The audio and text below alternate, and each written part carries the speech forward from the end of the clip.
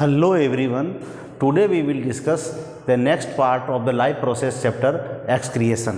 Already we have discussed three part of life process: nutrition, respiration and transportation.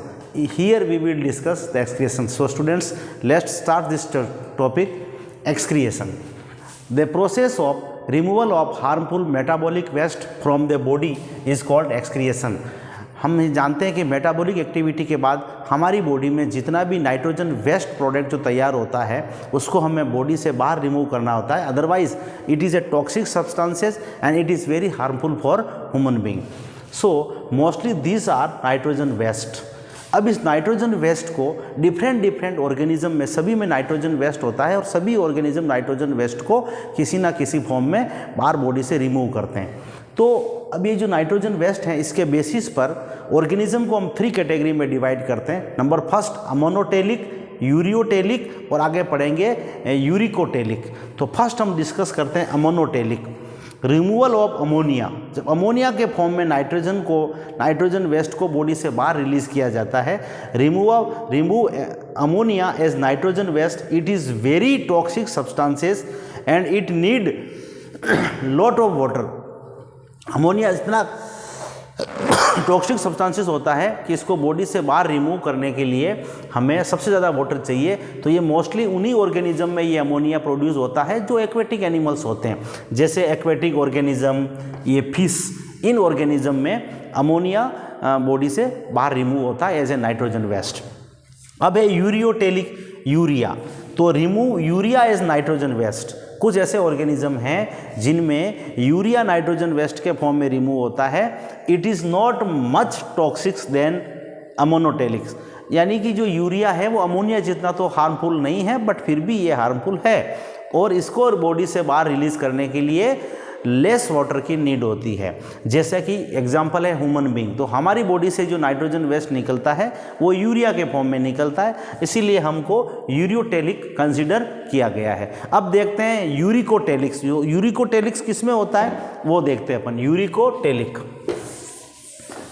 Students बहुत important chapters हैं और last year भी board में इसमें से क्वेश्चन बना था, तो इस साल भी ये चैप्टर्स ऐसा है कि इसमें से क्वेश्चन बन सकता है. अब थर्ड कैटेगरी में हम पढ़ रहे हैं यूरिकोटेलिक. यूरिकोटेलिक्स मतलब remove uric acid, remove uric acid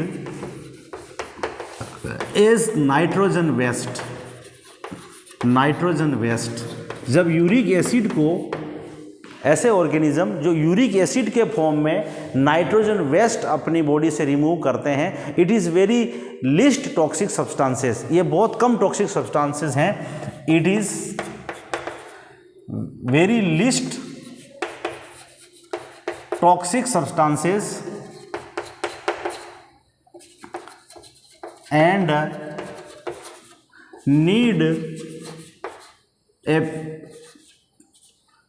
need very little water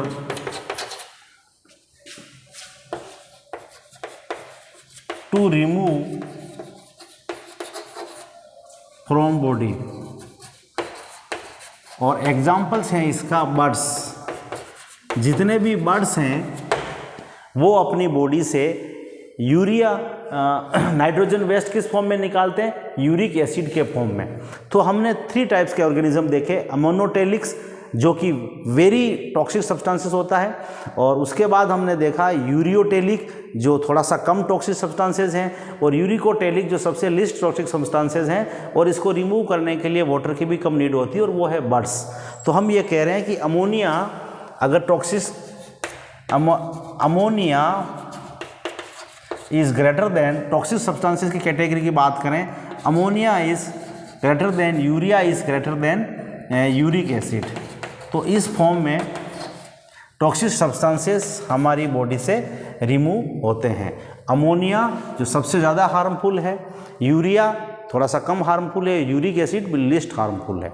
अब हम देखते हैं ह्यूमन एक्सक्रीटरी सिस्टम. हम इस चैप्टर्स में अमोनोटेलिक, यूरियोटेलिक और यूरिकोटेलिक समझने के बाद हम बात करते हैं ह्यूमन एक्सक्रीटरी सिस्टम, कि ह्यूमन में जो एक्सक्रीशन होता है यानी कि जो यूरिया बनता है वो किस तरह से बॉडी से बाहर रिमूव होता है। तो students let's start human excretory system. Human excretory system आज हम डिस्कस करेंगे ह्यूमन में एक्सक्रीशन किस तरह से होता है। तो excretory system in human being easy है और आप ध्यान से देखें। Human excretory system, human excretory system, excretory system, human का जो एक्सक्रीटरी सिस्टम है वो किन चीज़ों से मिलकर बना है। Human excretory system consist of, human excretory system, excretory system consist of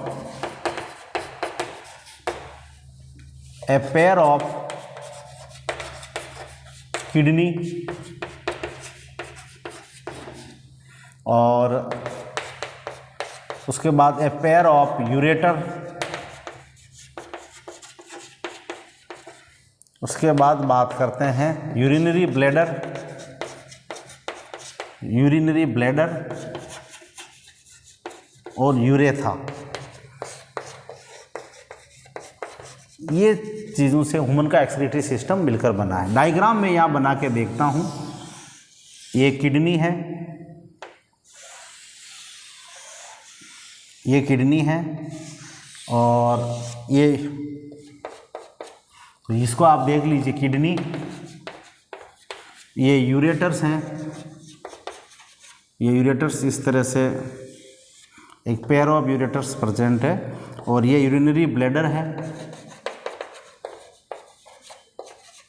बिल्कुल डायग्राम को ध्यान से देखें, समझ में आ जाएगा। ये ओपनिंग है यूरेथा। तो स्टूडेंट्स ह्यूमन का जो एक्सक्रीटरी सिस्टम है वो एक पेयर ऑफ किडनी से मिलकर बना है। किडनी का अब हम देखेंगे कि किडनी का स्ट्रक्चर कैसा होता है, लोकेशन कहाँ होती है, हम इस तरह से डिटेल में बात करेंगे। ए पेयर ऑफ यूरेटर्स होता है, यूरिनरी ब्लैडर होता है और यूरेथा।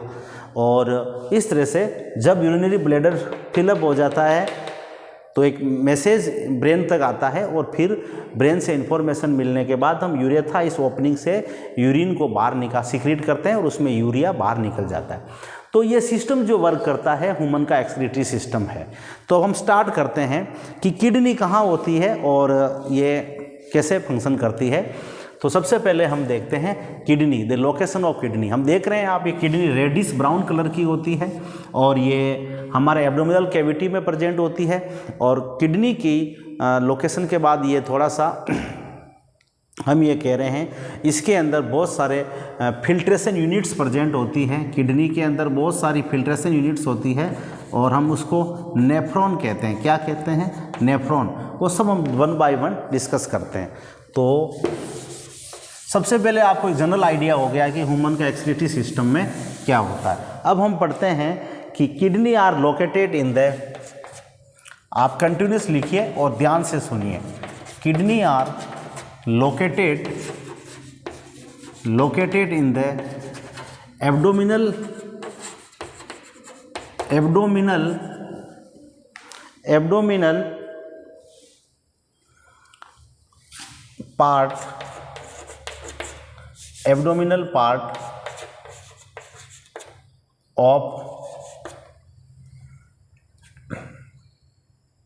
part of our body, ठीक है। और इसका जो kidney are reddish brown, structure of kidney is reddish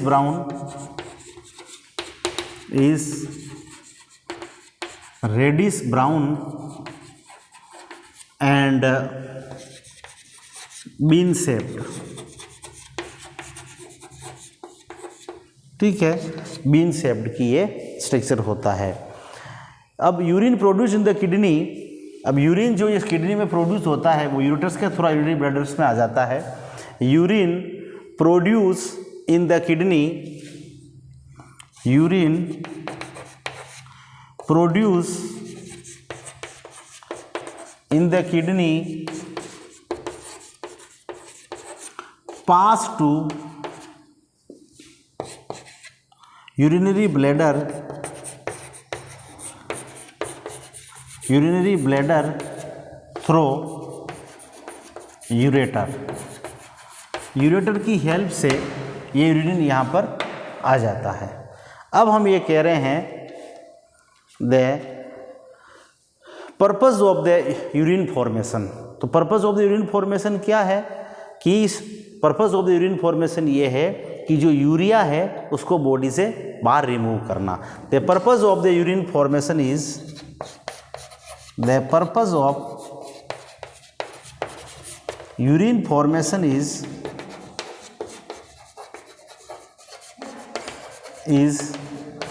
to produce, to remove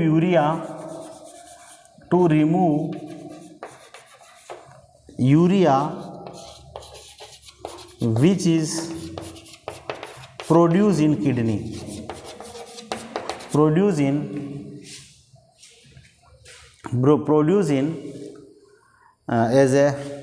as waste product, as nitrogen waste. जो नाइट्रोजन वेस्ट के फॉर्म में जो भी हमारी बॉडी के अंदर नाइट्रोजन वेस्ट के फॉर्म में जो यूरिया बना है उसको यूरिन के थ्रू बॉडी से बाहर निकालना होता है, इसीलिए यूरिन बनाने का एक पर्पज़ होता है। अब यूरिन का फॉर्मेशन हो जाता है। अब हम ये कहते हैं each kidney have large number of filtration unit.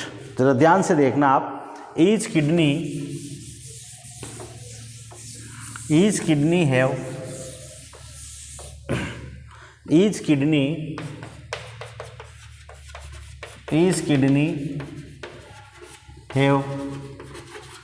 millions of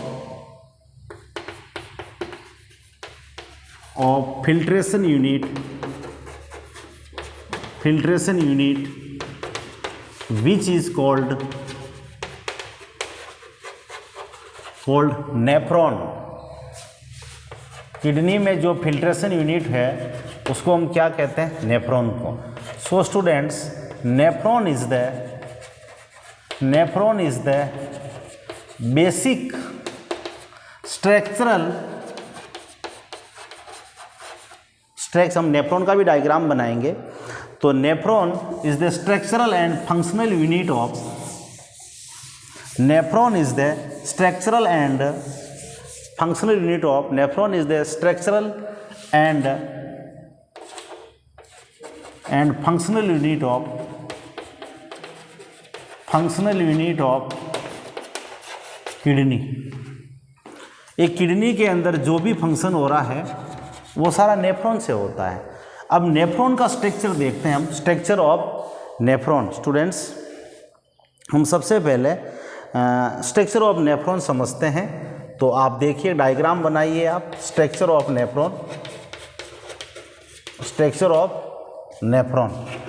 nephron में क्या चीज़ हो सकती है? नेफ्रॉन का स्ट्रक्चर अगर आपको समझ में आ गया, देखिए नेफ्रॉन का स्ट्रक्चर ऐसा होता है। ध्यान से देखना आप, एनसीईआरटी में डायग्राम दिया हुआ है। नेफ्रॉन का स्ट्रक्चर है ये।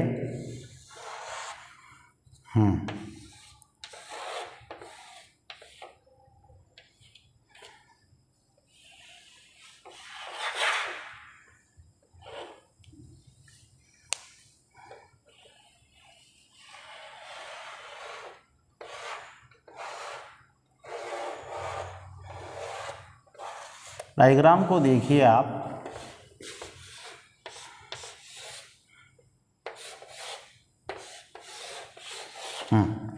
ये आपका बोमेन्स कैप्सूल है। बोमेन्स कैप्सूल, ये आपकी पीसीटी है, प्रॉक्सिमल कन्वोल्यूटेड ट्यूबुल्स, इसको बोलते हैं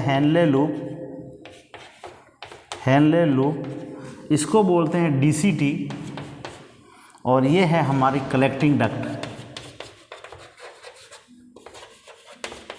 और यहाँ पर एफरेंट आर्टरीज लेके आती है और इफरेंट आर्टरीज ब्लड को लेके जाती है। और इसको बोलते हैं ग्लोमेरुलस। स्टूडेंट्स बड़े ध्यान से देखना, ये नेफ्रॉन का स्ट्रक्चर्स हैं। इस कप लाइक स्ट्रक्चर्स को बोलते हैं बोमेन कैप्सूल। इसके अंदर एफरेंट आर्टरीज ब्लड लेके आती है। ब्लड जब फिल्टर हो जाएगा तो उसके बाद ये ब्लड वापस यहाँ से रिमूव हो जाएगा। तो एफरेंट आर्टरीज लेके आती है, एफरेंट आर्टरी, और इफरेंट आर्टरीज लेके जाएगी। ठीक है, ये आपकी इस बोमेन कैप्सूल के पास वाली ट्यूब्स हैं जिसको बोलते हैं पीसीटी। ये हेनले का लूप है, ये भी हेनले के साइंटिस्ट के नाम पर इसको हेनले नाम रखा है, हेनले का लूप है। और ये है हमारा डीसीटी, और डीसीटी के बाद फाइनली जो यूरिन है वो किस में आता है, कलेक्ट हो जाता है कलेक्टिंग डक्ट में। यहाँ से जाता है यूरिनरी ब्लैडर में, और यूरिनरी ब्लैडर से फिर बाहर बॉडी से हम रिमूव करते हैं। तो स्टूडेंट्स आज आपने देखा कि ह्यूमन एक्सक्रीटरी सिस्टम में हमने ये देखा, सबसे पहले हमने ऑर्गेनिज्म को नाइट्रोजन वेस्ट के बेसिस पर बॉडी से बाहर निकालने के लिए, नाइट्रोजन वेस्ट जो बॉडी में बनता है it is very harmful for the organism, तो इसको रिमूव करने के लिए हमें एक्सक्रीटरी सिस्टम की नीड होती है। और हमने ह्यूमन एक्सक्रीटरी सिस्टम को समझा है। आज इसका बेसिक स्ट्रक्चर्स जो कि किडनी का समझा सबसे पहले, उसके बाद हमने इसमें नेफ्रॉन के स्ट्रक्चर को समझा। तो आप आज जो जनरल इंट्रोडक्शन है इसको अच्छी तरह से समझ लें। अब हम आगे वाले पार्ट में ये देखेंगे कि कैसे यूरिन फिल्टर होता है इस नेफ्रॉन के अंदर, और फिर हम किस तरह से उसको बॉडी से बाहर रिमूव करते हैं। आज के दिन इतना ही students, thank you, have nice day.